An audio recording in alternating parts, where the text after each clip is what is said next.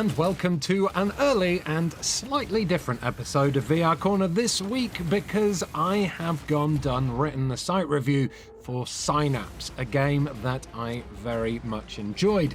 And to kind of combine the writing and video powers, what I'm going to do for you today is I'm going to read my spoiler-free review of Synapse right here, right now. I'll show you some gameplay footage behind it all with the words what featured on the website. So no VR Corner this Sunday, basically, because it is happening today and I'm on holiday from tonight.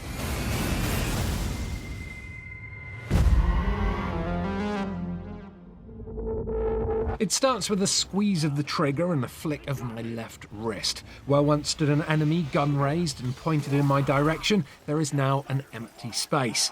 Looking up, I follow the body as it arcs through the air, and there I catch it with my telekinesis powers and slam it into the ground below, where it smashes into digital shards on jagged, monochromatic rocks. Spotting a group of enemies hiding behind cover, I reach out with my telekinetic powers and use them to lift an explosive barrel into position above their heads. Then, with a simple clench of my fist, the barrel explodes, sending rocks and bodies flying in all directions. Later, while holding an SMG in my hand, I use my psychic powers to snatch a flying sentinel enemy out of the air, and then I pin it to the floor before peppering its body with bullets until it explodes and melts away. I feel like Darth Vader at the end of Rogue One. I feel unstoppable, I feel superhuman, and I feel nothing for the foes that I'm crushing. This is a pure power fantasy. This is what VR is all about, and this is Synapse. Developer nDreams has built up quite a reputation in the VR space for creating imaginative and highly polished virtual reality games, and its latest release, Synapse, feels like a culmination of everything that the studio has learnt so far. The premise of Synapse is simple. You're a special agent on a mission to break into the mind of a rogue colonel, played by David Hayter, and uncover and ultimately stop his plans for some kind of devastating terrorist attack.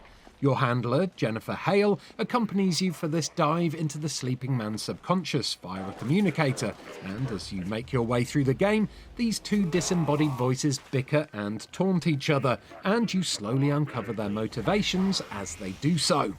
It's an okay story of sci-fi espionage that adds a bit of intrigue to the proceedings, but its twists and turns are fairly predictable. Really, this narrative is only there to add a bit of direction to the meat of the game, which is an immensely heady mixture of both firepower and psychic powers. But you don't start off with a full repertoire of powers, of course. Some need to be learned and earned, and you do this by jumping into the Colonel's mind again and again in order to complete small objectives, or revelations as they're called. Completing these revelations earns you points with which you can purchase upgrades at the end of each run, be it a successful one or not, and it's all done in a very basic roguelike manner. These upgrades include things like new guns, health font spawns at certain locations, and more health and ammo capacity. However, the obvious stars of the show here are the telekinetic powers. You start off quite limited in what you can actually do with them. You can throw boxes, or mental blocks as they're called in the game, or you can explode barrels in order to create some lovely splash damage.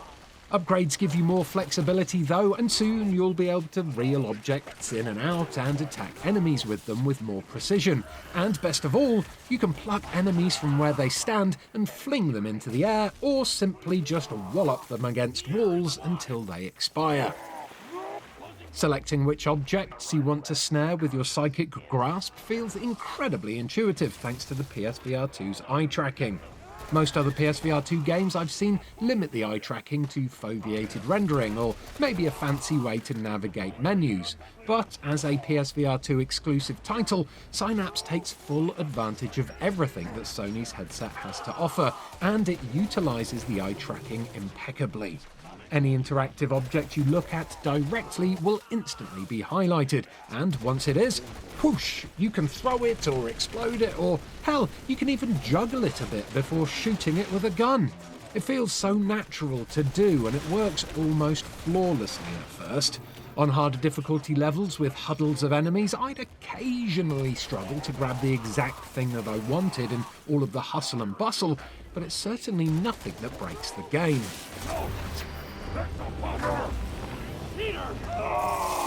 Every facet of Synapse seems to have been fine-tuned in order to make everything you do in it feel effortlessly cool. The weapons are rather uninspired. There's 4 of them, a pistol, a shotgun, an SMG and a grenade launcher, but the way that they are implemented is genius. Instead of going for super realistic reloads that you might see in a game like Pavlov, here the action is distilled down to a button press and a swipe of your offhand. This might seem a bit too simple and arcadey for helmet heads who love realistic milsims, but in Synapse this streamlined reload mechanic lets you concentrate on how to go about maximising your psychic attacks. Chaining these together by throwing an enemy into the air and then headshotting them as they fall down is such a chef-kiss moment, while psychically catching a thrown grenade in mid-air and then returning it to sender for instant karma is delightfully trollish. The fact that you can do all of this while sitting down too means that all of this tossing is nowhere near as intensely physical as it sounds. Obviously you can play standing as well, but I was perfectly comfortable playing the whole thing seated, and I rarely felt tired, even after doing 2-hour-long runs one after the other. Along with all the standard comfort settings you'd expect from a VR game nowadays, except for teleportation movement, so new VR adopters beware. There are also headset and controller haptics, but they're fairly gentle and only really noticeable if you're getting pummeled in the face by a minigun. The visuals are also quite gorgeous, with the majority of the action taking place in monochromatic environments that are occasionally lit with stylish flashes of colour, which denote points of interest or objects that you can interact with physically. It all looks wonderful through the 4K HDR lenses of the PSVR2, and I hardly noticed the much maligned mirror effect that internet commenters moaned about during the headset's launch window. As an aside, for those who care about these things, Synapse is reprojected to run at 120Hz rather than a native 90Hz. This fact meant nothing to me before I googled it, and honestly, even after knowing what it means, I still couldn't tell from playing the game that any of the rendered frames were artificial. To my eyes, the game ran silky smooth, and I never once ran into any visual anomalies that pulled me out of the experience. As much as I did love playing Synapse though, it certainly isn't perfect. Much like Endream's previous VR shooter game, Fract, Synapse is rather short, even with the multiple full runs needed to see the story through to completion. It's nowhere near as short as Fract, which had an incredibly thin runtime of around 2 hours, but according to my PS5, I still managed to fully complete Synapse's story and platinum the game's trophies within 8 hours of starting it.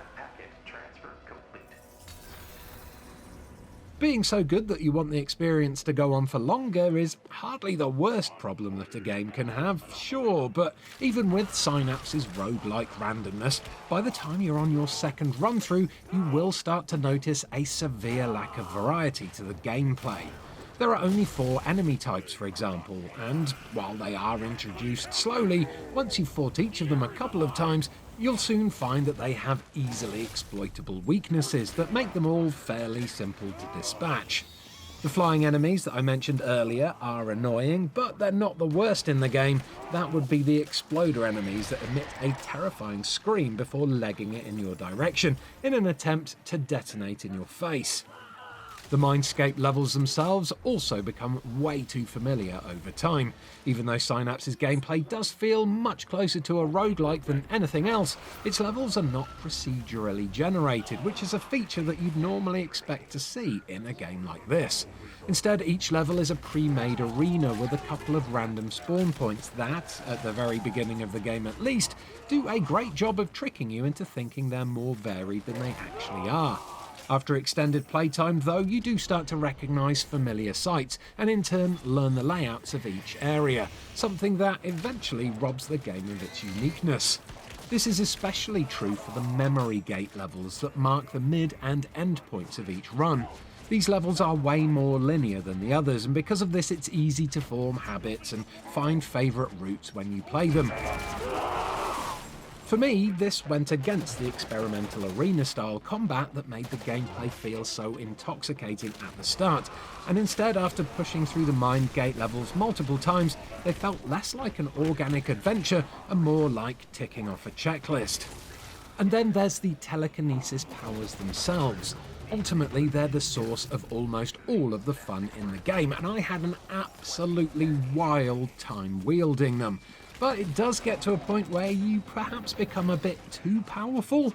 Runs on harder difficulty levels do throw tougher, more accurate enemies at you with a higher frequency, but once you've got to grips with the mechanics and you've unlocked the ability to lift and throw enemies, it can feel like you're just wandering around swatting flies rather than wading through a hazardous battleground.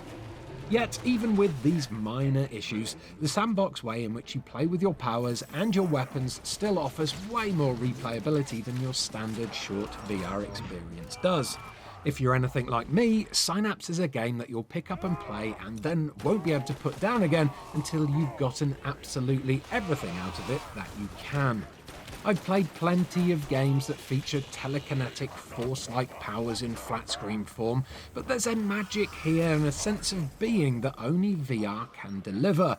This believability, this almost tangible way in which you can interact with the world around you, brings those childish Jedi dreams bursting to life, and this in turn makes Synapse a must-buy game that deserves to be played by anyone who owns a PSVR2.